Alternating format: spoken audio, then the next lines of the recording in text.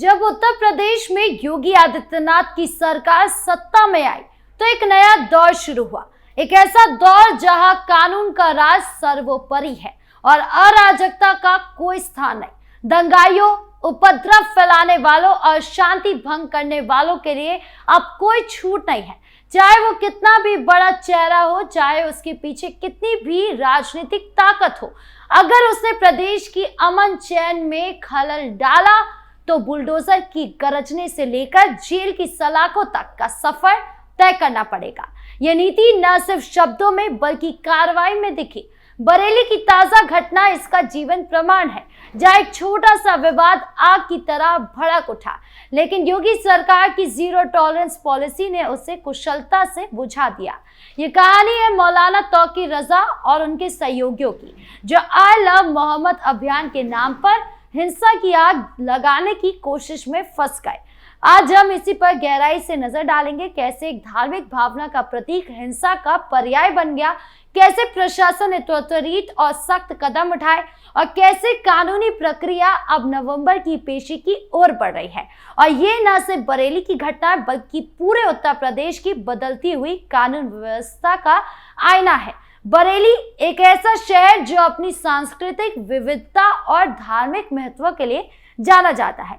यहाँ आला हजरत दरगाह की रोशनी हर दिल को रोशन करती है, लेकिन 26 सितंबर को जुम्मे की नमाज के बाद ये शहर अचानक अंधेरे में डूब गया। सब कुछ एक पोस्टर से शुरू हुआ, आई लव मोहम्मद। ये संदेश मुस्लिम समुदाय के लिए पैगंबर मोहम्मद साहब के प्रति असीम प्रेम और सम्मान की अभिव्यक्ति था।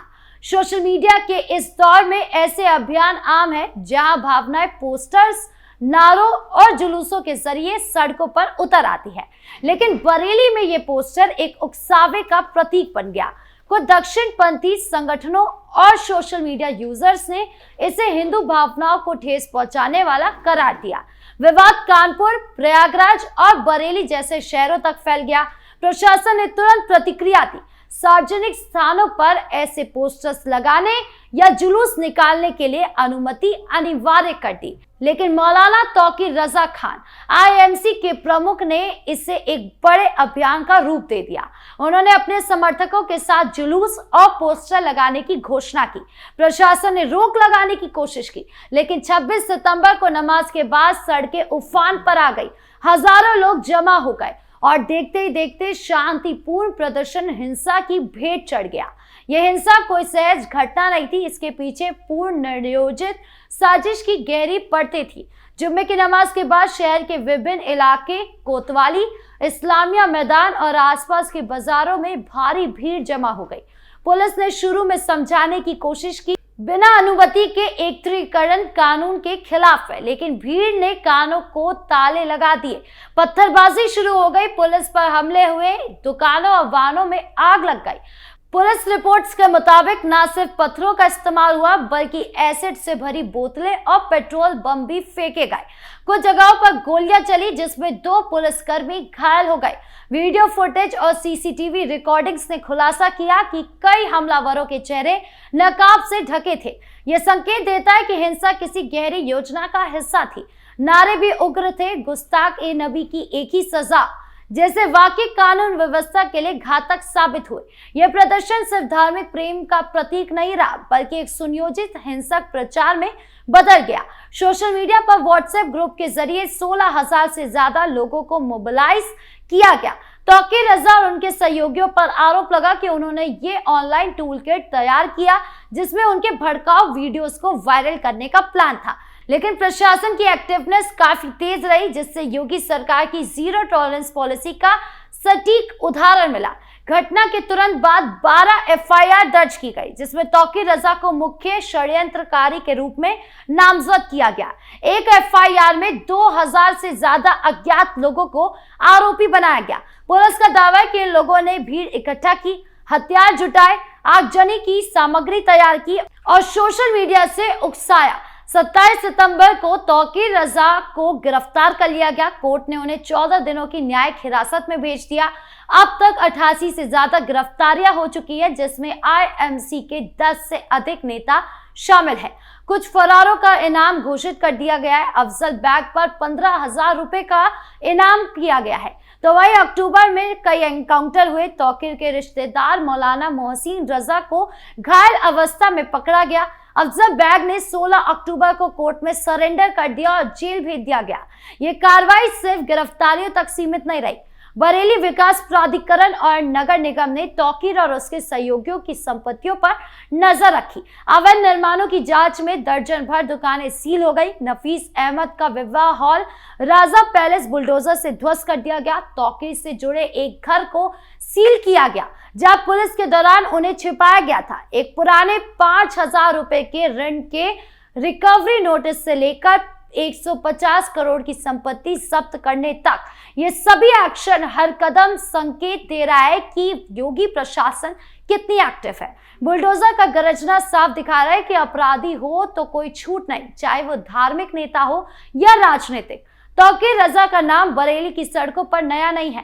आला हजरत के परपोते, बरेलवी सुन्नी संप्रदाय के प्रमुख, वो दशकों से विवादों के केंद्र में रहे। 1982 में किशोर अवस्था में ही कोतवाली थाने में दंगा भड़काने का एफआईआर दर्ज हुआ। 2007 में तस्लीम नजरीन पर 5 लाख का इनाम घोषित कर उसे सुर्खियों में लाया गया। 2010 के बरेली दंगों में वो मुख्य आरोपी थे। हजारों घायल हुए, मंदिरों पर हमले हुए, 23 दिनों तक कर्फ्यू रहा था। तब बसपा सरकार ने राजनीतिक दबाव में उन्हें बचा लिया। 2019 से 2020 के एंटी-सीएए प्रदर्शनों में भी उग्र भाषणों के आरोप लगे, लेकिन 2024 में सेशन कोर्ट ने उन्हें 2010 दंगों का मास्टरमाइंड घोषित किया। 2025 की यह घटना उनके 43 साल के आपराधिक इतिहास में पहली बार सख्त कार्रवाई का मामला है। पहले राजनीतिक संरक्षण ने उन्हें बचा लिया, लेकिन योगी सरकार ने साफ कर दिया कि कोई बड़ा चेहरा अपराध को ढक नहीं सकता। तौकीर की गिरफ्तारी के बाद उनके सहयोगी भी घिरते चले गए। ये सब मिलकर एक नेटवर्क का पर्दाफाश कर रहा है, जो धार्मिक आड़ में राजनीतिक महत्वाकांक्षा पाल रहा था। इस घटनाक्रम में राजनीति का रंग भी गहरा गया। समाजवादी पार्टी, कांग्रेस और एआईएम के नेता तौकीर से मिलने बरेली पहुंचे, लेकिन प्रशासन ने उन्हें रोक दिया। कांग्रेस सांसद इकरा हसन, सपा के मोहिबुल्ला नदवी और पूर्व विधानसभा अध्यक्ष माता प्रसाद पांडे को घर में नजरबंद कर दिया गया। मुख्यमंत्री योगी आदित्यनाथ ने साफ कहा कि कानून व्यवस्था को चुनौती देने वाले किसी भी धर्म या जाति या पार्टी के हो कार्रवाई होगी। कोई राजनीतिक संरक्षण नहीं चलेगा। विपक्ष ने इसे पक्षपातपूर्ण बताया, लेकिन सरकार का रुख अटल रहा। योगी ने कहा, बरेली में एक मौलाना ने भूल की कि सत्ता किसकी है, और क्या कुछ बोले सीएम योगी, आप भी सुनिए। ये उत्तर प्रदेश वही है जो पहले बीमारू था। बीमारू था नहीं, बीमारू बना दिया गया था। बीमारू मानसिकता वालों ने इसको बीमारू बना दिया था। ये बीमारू मानसिकता वही है जो परिवारवाद और जातिवाद है। ये बीमारू मानसिकता है, और इसी बीमारू मानसिकता ने उत्तर प्रदेश को बीमारू बना दिया था। परिणाम क्या था? दंगे होते थे, दंगाइयों को मुख्यमंत्री आवास में बुला के सम्मानित किया जाता था, दंगाइयों की आवभगत होती थी, और पेशेवर अपराधी और माफियाओं के सामने सत्ता सैल्यूट करती थी, और सत्ताधारी लोग उनके कुत्तों के साथ हाथ मिलाया करते थे। आपने वो दृश्य देखे होंगे, कैसे सत्ता का मुखिया एक माफिया के कुत्ते से हाथ मिलाकर के अपने को गौरवान्वित महसूस करता था। यह स्थिति थी। आप अनुमान करते हैं उत्तर प्रदेश के लोगों को इन्होंने सुरक्षित किया था? ये सुरक्षित करते? हर जिले के अंदर एक माफिया दे दिया था, और हर माफिया को जिले के अंदर पैरेलल समानांतर सरकार चलाने की पूरी छूट दे दी थी। आज परिणाम क्या था? 17 में आते आते उत्तर प्रदेश न केवल बीमारू था, बल्कि उत्तर प्रदेश के नागरिकों के सामने पहचान का संकट भी था। हर व्यक्ति अपनी पहचान के लिए मोहताज था। ना बेटी सुरक्षित, ना व्यापारी सुरक्षित। खेतीबाड़ी चौपट, किसान आत्महत्या करता था। नौजवान की नौकरी पर सेंध लगती थी, उसकी नीलामी होती थी, चाचा भतीजा दोनों वसूली के लिए निकल पड़ते थे।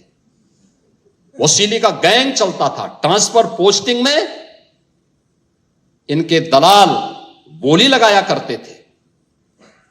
और आप भी देखते होंगे, जब हम ट्रांसफर पोस्टिंग करते हैं तो आज भी उनकी पीड़ा झलक उठती है। कैसे हम लोगों ने उनके उस अनैतिक अवैध व्यापार पर कैसे प्रहार किया है। उनके सभी चेले चपाटे किस प्रकार से चिल्लाते हुए दिखाई देते हैं। ये बयान न सिर्फ बरेली तक सीमित था, बल्कि पूरे प्रदेश के लिए एक चेतावनी था। राजनीतिक दलों की कोशिशें विफल रही, क्योंकि प्रशासन ने कानूनी किताब को ही हथियार बनाया। व्यापारियों को बहुत नुकसान हुआ, परिवार डरे, लेकिन प्रशासन की सख्ती ने जल्दी सामान्य लौटा दिया। त्योहार शांतिपूर्ण तरीके से बने, अब शहर धीरे धीरे पटरी पर लौट रहा है, लेकिन सबक गहरा है। वही तौकीर के हालचाल की बात की जाए तो तौकीर, रजा और अन्य आरोपी न्यायिक हिरासत में है। 14 अक्टूबर को बरेली कोर्ट में वीडियो कॉन्फ्रेंसिंग से तौकीर की पेशी हुई, जहां अगली सुनवाई 28 अक्टूबर तय हुई है। लेकिन अपडेट यह है कि मामला और लंबा खिंच सकता है। नवंबर में तौकीर की प्रमुख पेशी निर्धारित है, जहां कोर्ट उनके खिलाफ दर्ज 10 मामले पर फैसला लेगा। वारंट जारी हो चुका है और अगर सबूत मजबूत रहे तो सजा कड़ी हो सकती है। फतेहपुर जेल में बंद तौकीर की सेहत पर नजर रखी जा रही है, लेकिन सुरक्षा कारणों से स्थानांतरण हुआ। यह स्पेशल स्टोरी सिखाती है कि भावनाओं का सम्मान जरूरी है, लेकिन हिंसा कभी समाधान नहीं है। आपकी इस पूरे मामले को लेकर क्या राय है, कमेंट बॉक्स में जरूर बताएं। धन्यवाद।